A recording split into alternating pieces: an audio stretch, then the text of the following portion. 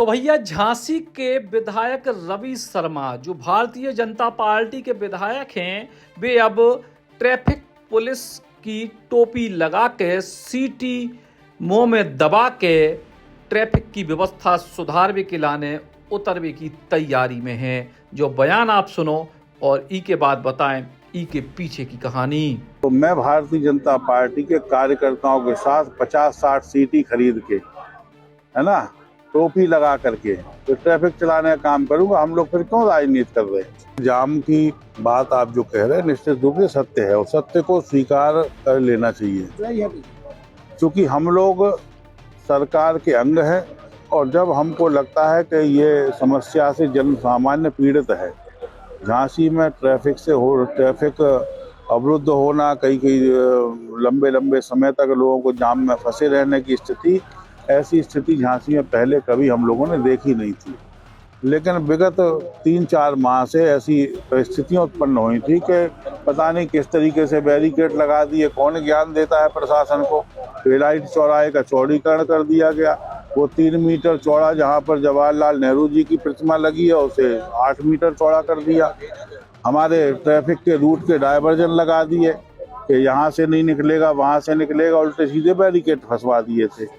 Traffic light भी झांसी में जो लगवाई गई थी, जो प्रशासनिक बुद्धिमत्ता का प्रतीक है कि वो ट्रैफिक लाइट लगा करके उसके बाद ट्रैफिक लाइट से चालान तो लोगों पे पहुंचे उन कैमरों से, लेकिन ट्रैफिक लाइट्स के द्वारा ट्रैफिक कभी चलवाया नहीं गया। इन गंभीर समस्याओं की बात जब हमने आदरणीय मुख्यमंत्री जी के संज्ञान में लेकर के आई तो उन्होंने स्थानीय प्रशासन को निर्देश किया था कि झांसी की यातायात व्यवस्था को सुदृढ़ किया जाए।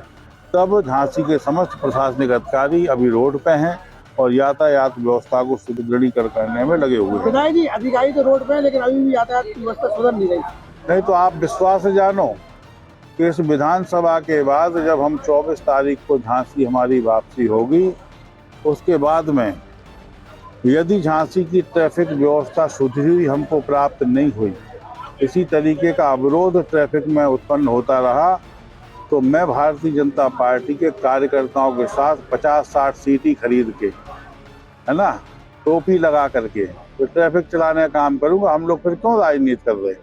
हम लोग फिर ट्रैफिक ही चलवाएंगे। तो भाई ट्रैफिक से देखिए, ट्रैफिक जाम से लोगों को होने वाली कठिनाई, और सरकार जब योगी जी की हो तो कठिनाई किसी भी स्तर पर उसका समाधान करने का काम हम लोगों को ही करना है। तो यदि स्थानीय प्रशासन से वो ट्रैफिक व्यवस्था नहीं संभलेगी तो भारतीय जनता पार्टी के लोग वहां पर खड़े होकर का काम करेंगे। दरअसल झांसी शहर के ट्रैफिक के हालात बहुत बिगड़ रहे हैं और आए दिन शहर में जाम की स्थिति है, ट्रैफिक व्यवस्था लचर साबित हो रही है और ऐसे में अब रवि शर्मा अपनी सरकार के प्रशासन के खिलाफ खुद सीटी लेके टोपी पहन के मैदान में उतरने की तैयारी में हैं। श्री हनुमान छाया ज्वेलर्स में आपका स्वागत है, जहां सच्चा सोना और कुशल कारीगरी मिलकर हर गहने को खास कहानी बनाते हैं। यहां परंपरा और आधुनिकता का शानदार संगम देखने को मिलता है। चांदी, हीरे और नवरत्नों के आकर्षक डिजाइन, हॉलमार्क प्रमाणित गुणवत्ता और शुद्धता की पूरी गारंटी, जन्म रत्न, हर राशि के लिए विशेष रत्न और आपकी पसंद के अनुसार पर्सनल डिजाइनिंग की सुविधा। तो अपने हर पल को और भी खास बनाएं श्री हनुमान छाया ज्वेलर्स के साथ। पता मेडिकल कॉलेज रोड, तिलीवाड़, सागर।